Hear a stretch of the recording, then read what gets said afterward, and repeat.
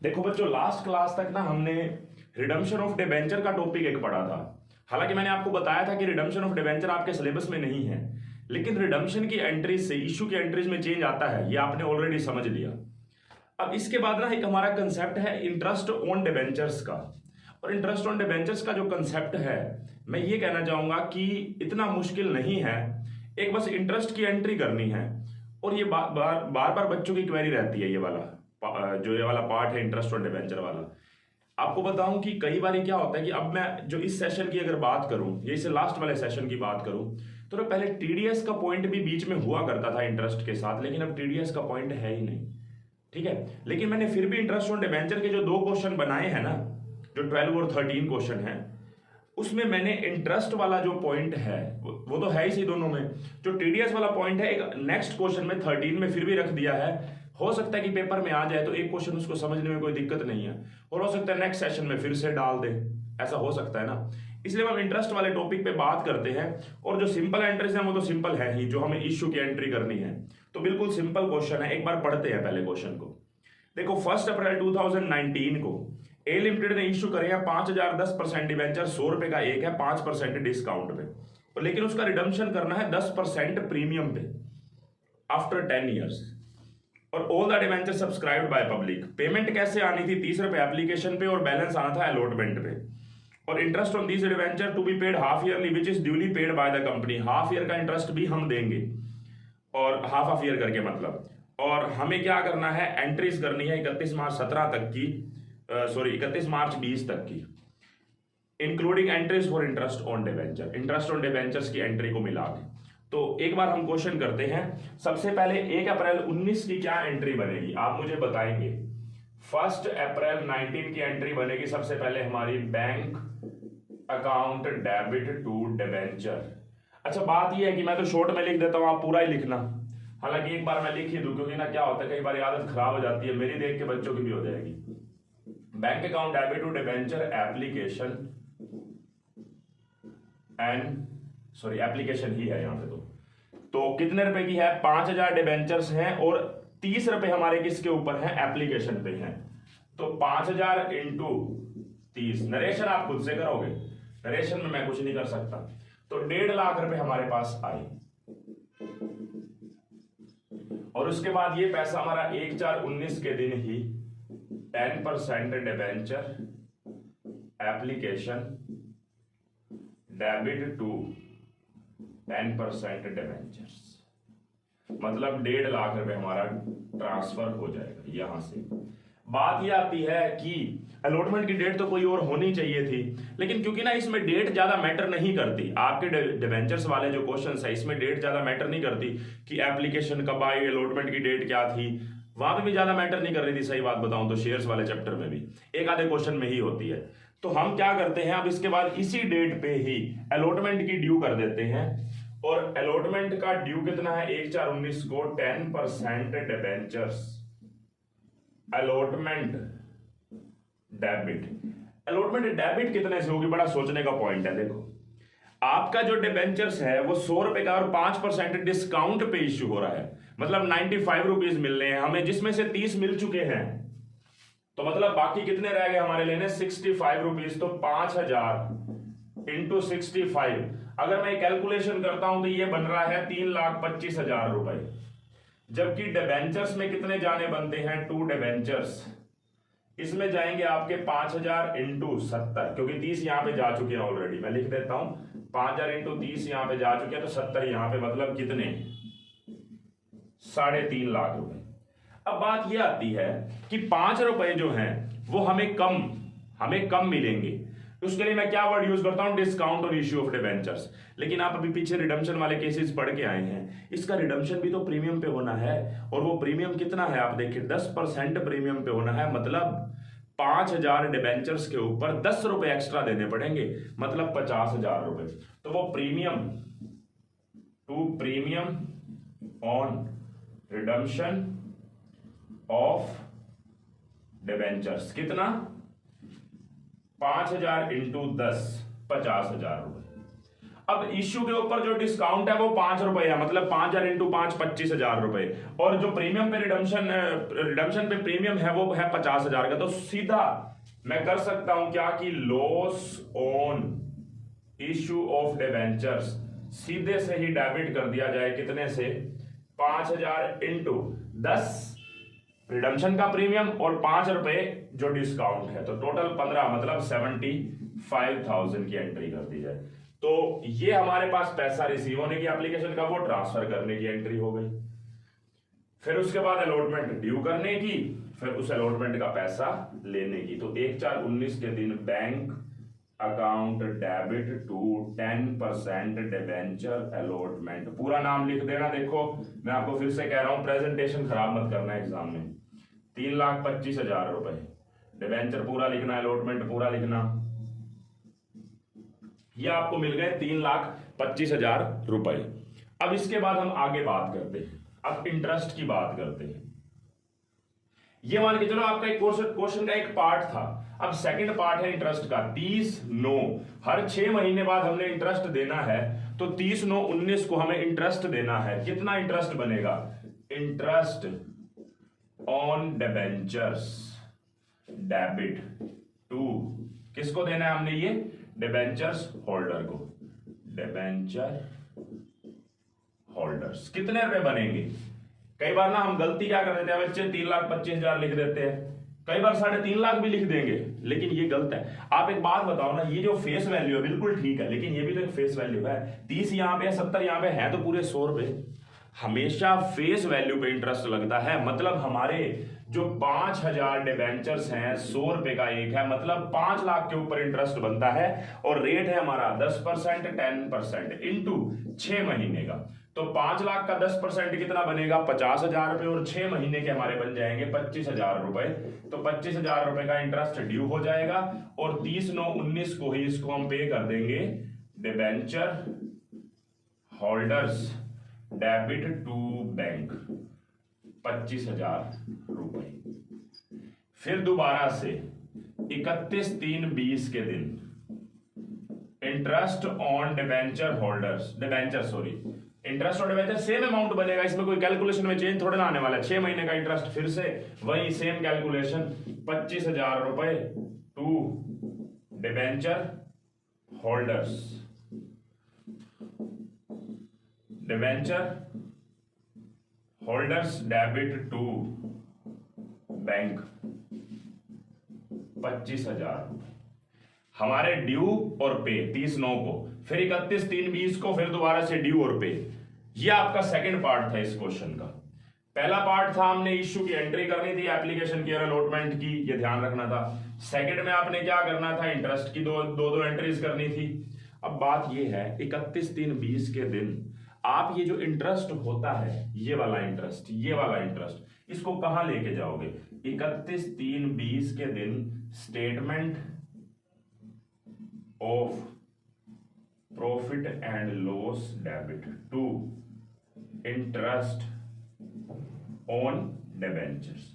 पूरे साल का इंटरेस्ट है 25 ये, मतलब 50,000 रुपए का इंटरेस्ट आपका पीएनएल में चला जाएगा। मैं आपसे क्वेश्चन पूछता हूं, जो इंटरेस्ट ऑन डिबेंचर्स है वो आपका रिवेन्यू एक्सपेंडिचर है या कैपिटल एक्सपेंडिचर है? ये आपका रिकरिंग खर्चा है, बार बार होगा, ये रिवेन्यू नेचर का, ये मत भूलना। लेकिन मैं आपको एक बात साथ में और भी बता दूं, ये तो चलो रिवेन्यू खर्चा है, तो पीएनएल में जाना ही जाना है, लेकिन ये जो loss on issue of debentures है 75,000 रुपए, ये आपका कौन सा लॉस है? Loss on issue of debentures. इसको भी तो at the year and PNL से चार्ज करोगे 75,000 को, तो ये हो जाएगा टोटल 125। मैं क्वेश्चन ये पूछ रहा हूं, ये loss on issue of debenture आपका कैपिटल एक्सपेंडिचर है, कैपिटल लॉस है, ये आपका रिवेन्यू एक्सपेंडिचर है, और ये आपका कैपिटल लॉस है। कैपिटल लॉस को पहले कैपिटल प्रॉफिट से चार्ज किया जाता है, जैसे सिक्योरिटी प्रीमियम, कैपिटल रिजर्व। अगर हमारे पास ये नहीं पड़े तो पीएनएल में जाएगा ये, लेकिन ये तो डायरेक्टली इंटरेस्ट ऑन डिबेंचर तो जाना ही पीएनएल के अंदर है। ये गलती मत करना कि आप इसको पहले सोचो कि कैपिटल प्रॉफिट से चार्ज कर दे जैसे इसको करते हैं, नहीं, ये आपका है ही रेवेन्यू एक्सपेंडिचर, ये तो सीधा पीएनएल में ही जाना है। तो ये वाला क्वेश्चन आपका हो गया, आपको इजीली समझ आ गया होगा। देखो एक बार नेक्स्ट क्वेश्चन 13th क्वेश्चन पढ़ो। अब 13th क्वेश्चन में क्या कह रखा है, देखो 1 अप्रैल 2019 को ए लिमिटेड ने इश्यू करे हैं 3012% डिवेंचर, 100 रुपए का एक है, पार पे इश्यू किया है, और रिडम्पशन इसका प्रीमियम पे होना है 5%, और वो कब, 5 साल बाद। तो हम पहले इसकी एंट्री कर लें, स्टेप बाय स्टेप चलें। तो bank to debenture application and allotment 3000 into 100, क्योंकि पार पे हुआ है तो 3 लाख, और यहाँ पे भी डिवेंचर्स में भी 3 लाख, लेकिन क्योंकि 3000 इंटू 5 एक्स्ट्रा भी देने हैं हमने 15,000 रुपए रिडम्पशन के टाइम पे, तो उसके लिए हम प्रीमियम और रिडम्पशन ऑफ डिवेंचर की लाइबिलिटी अभी दिखा देंगे और उसके against loss on issue of debenture को डेबिट कर देंगे। ये हमारा पार्ट था जब हम पब्लिक इश्यू करते हैं। आगे बात आ रही है, कह रहा है सेम डेट पे कंपनी ने परचेज किया एसेट्स 5 लाख रुपए की और लाइबिलिटी ली है 180 की, और एग्रीड हुआ है प्राइस 3,60,000 रुपए। ये purchase consideration other than cash वाला टॉपिक आ गया। तो हमारी जो एसेट्स है, assets account debit 5 lakh rupees, to liabilities 180। अब देखा जाए तो हमें 5 लाख में से 180 लेस करके कितने देने चाहिए, 320, लेकिन हम बी लिमिटेड को दे कितने रहे हैं, 360, मतलब हम उसको 40,000 एक्स्ट्रा किस चीज के दे रहे हैं, गुडविल के। गुडविल बैलेंसिंग फिगर है 40,000 रुपीज की, ये हो गया। और उसके बदले में जो बी लिमिटेड है 3,60,000 के बदले में हम उसको दे क्या रहे हैं, कह रहे हैं 100 रुपए वाला डिबेंचर 10% डिस्काउंट में। पहले इस डिस्काउंट की बात करते हैं जो आप ऑलरेडी समझ रखा है, ये प्रीमियम और रिडम्पशन की बात बाद में उठाते हैं। मुझे ये बताया 3,60,000 देने हैं, तो मैं इसको 90 से डिवाइड करके ही तो नंबर ऑफ डिबेंचर्स निकालूंगा। आपने इतने सारे क्वेश्चंस किए हैं, इसमें कोई बड़ी बात तो है नहीं। तो 3,60,000 डिवाइड बाय 90 मतलब 4,000 रुपीज। तो 4,000 इंटू 100, 12% डिबेंचर 4 लाख, और 360 हो गया मतलब 4,000 इंटू 90, मतलब एक्चुअल में तो वो 90 रुपीज की सेटलमेंट कर रहे हैं ना, हमारे को दे कितने रहे हैं उसके बदले में, 100 रुपए वाला डिबेंचर दे रहे हैं। मतलब जब हम कंपनी है ए लिमिटेड है, वो कितने रुपए के घाटे में जा रही है, 10 रुपए के घाटे में जा रही है 4,000 डिबेंचर्स पे।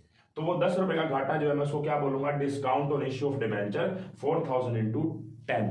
लेकिन आपको पता है कि जब डिस्काउंट के साथ प्रीमियम और रिडम्पशन ऑफ डिबेंचर्स भी होता है, तो हम अलग से डिस्काउंट वर्ड ना यूज करके उसको क्या बोल देते हैं, लॉस।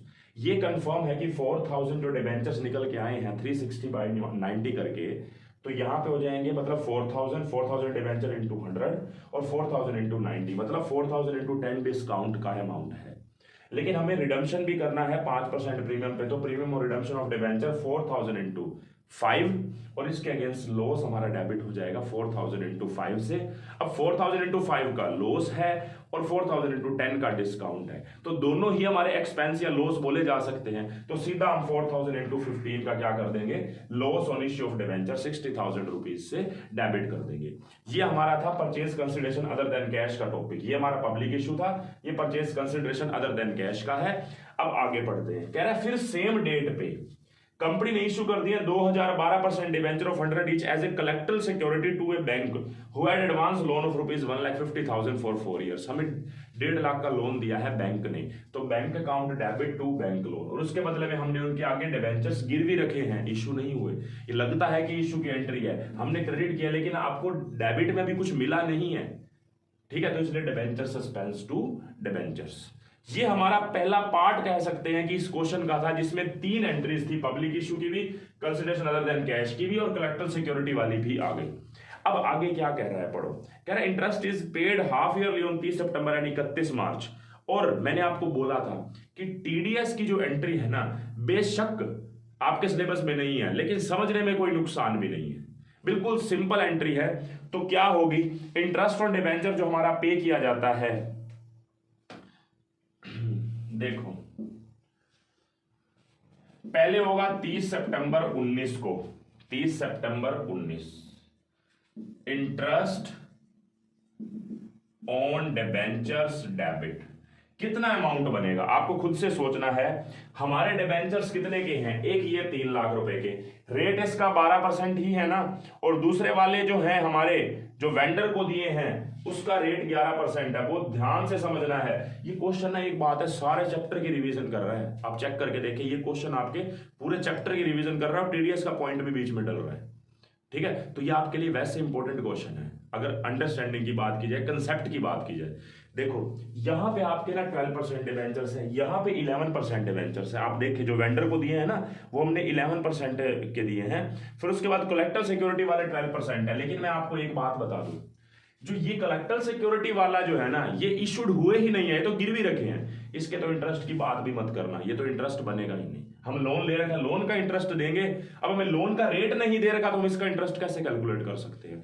तो इसके इंटरेस्ट के ऊपर तो बात करना मत। आपका इंटरेस्ट बनेगा किसके ऊपर? इस 3 लाख के ऊपर और इस 4 लाख के ऊपर। तो 4 लाख का 11% इंटू 6/12 और 3 लाख का 12% इंटू 6/12, तो 3 लाख का 12% इंटू 6/12 प्लस 4 लाख का 11% इंटू 6/12, ये हमारी एंट्री होगी। तो 3 लाख का 12% होता है हमारा 36,000 रुपए और 36,000 का आधा 6/12 मतलब 18,000 रुपए, ये हो गया।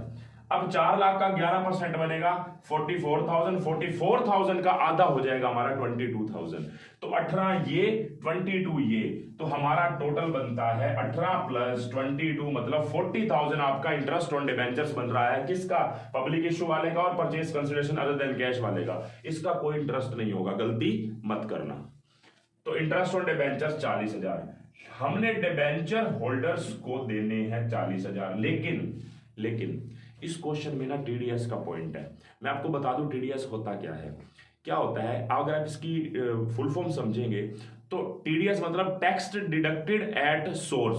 सोर्स का टैक्स को काट लिया, डिडक्ट कर लिया एट सोर्स, मतलब जिस बंदे ने कमाई की, जो उन डिबेंचर होल्डर्स ने कमाई की हमारे से, हमने उनको इंटरेस्ट दिया, उनकी कमाई है ना, तो जैसे ही उनकी इनकम जनरेट हुई वैसे हम उसका टैक्स काट लिया जाए और वो टैक्स वाला हिस्सा गवर्नमेंट को पे कर दिया जाए। मतलब क्या होता है, लोग क्या करते हैं कि जब जो भी कमाई हो, कोई भी बंदा ईमानदारी से टैक्स नहीं देता, तो जो बंदा जिस तरफ से उस बंदे को कमाई हो रही है, सीधा उस बंदे को पकड़ने में कोई दिक्कत थोड़ी नहीं। देखा जाए डिबेंचर होल्डर खुद से शायद टैक्स ना देते गवर्नमेंट को, लेकिन जहां से उनको कमाई हो रही है उनको तो पकड़ा जा सकता है। आप एक बात को सोचे, एक कंपनी है, उस कंपनी में ना लाखों एम्प्लॉयज काम कर रहे हैं। अब लाखों एम्प्लॉयज अपनी ईमानदारी से अपनी इनकम के ऊपर टैक्स दे देंगे, इसकी कोई गारंटी नहीं है। लेकिन उन लाखों बंदों को पकड़ने की बजाय जहां से उनको लाखों बंदों को सैलरी मिल रही है, उस कंपनी को तो पकड़ा जा सकता है, उस कंपनी के मालिक को तो पकड़ा जा सकता है। उसको कहा जा सकता है भाई तू ना हर महीने 1 लाख बंदों को एम्प्लॉयमेंट दे रहा है, उनकी सैलरी दे रहा है, क्यों ना जब उनको सैलरी दे रहा है उसमें से कुछ हिस्सा काट के हमें टैक्स दे दे, बात ही खत्म। अब हम लाख बंदों को नहीं पकड़ सकते, लेकिन उस एम्प्लॉयर को तो पकड़ सकते हैं ना। एम्प्लॉयर मतलब जो मालिक है, जो उनको सैलरी दे रहा है। सेम बात यहां पे है, इंटरेस्ट कहां से आ रहा है, मतलब हर कितने लोग ले रहे हैं, लेकिन देने वाली तो कंपनी ही है, तो कंपनी खुद ही टैक्स काट के गवर्नमेंट को दे दे और डिबेंचर होल्डर को बचा हुआ हिस्सा दे दे, बात खत्म। इसी को तो टीडीएस बोलते हैं, tax deducted at source. Source पे ही आपका टैक्स कट जाना। तो मैं क्या करूंगा, टू डिबेंचर होल्डर्स और टू इनकम टैक्स पेबल या टीडीएस पेबल लिख दो, टैक्स पेबल लिख देता हूं बस मैं, इतने से ही काम चल जाएगा। तो कितना बनेगा, 40,000 रुपए में जो कैलकुलेशन किया वो तो यही रहने वाली है। इसमें 20% टीडीएस है, मतलब 8,000 रुपए गवर्नमेंट को देने हैं और 32,000 रुपए उस डिबेंचर होल्डर को देने हैं। और डिबेंचर होल्डर भी कुछ नहीं बोलेगा, रूल है जो रूल है उसको तो फॉलो करना पड़ेगा। तो अगली एंट्री क्या होगी इसके बाद, 30/9/19 के दिन debenture holders debit tax payable debit to bank. Government को जो टैक्स पे करना था वो 8,000 रुपए डेबिट कर दिया, और जो डिबेंचर होल्डर को 32 देने वो भी डेबिट कर दिया, और 40 के 40 हमारी जेब से पे हो गए। ये गवर्नमेंट को दे दिए गए। आप इसकी अलग एंट्री भी कर सकते हैं, debenture holder to bank 32,000, TDS payable debit to bank 40,000, बात ही खत्म बस। अब बात ये आती है कि यही एंट्री फिर से 31 मार्च 20 को दोबारा से सेम एंट्री होगी।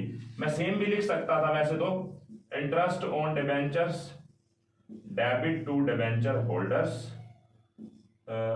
कितने टोटल कैलकुलेशन सेम 40,000 बनेगी, 32,000 रुपए डिबेंचर होल्डर के अकाउंट में, और बचा हुआ टैक्स पेबल जो हमने गवर्नमेंट को देना है 20% हिस्सा। और अगली एंट्री क्या हो जाएगी, 31/3/20 के दिन डिबेंचर होल्डर्स डेबिट और tax payable debit to bank. Tax payable 8,000 रुपए और डिबेंचर होल्डर्स डेबिट 32,000 रुपए टू बैंक 40,000 रुपए।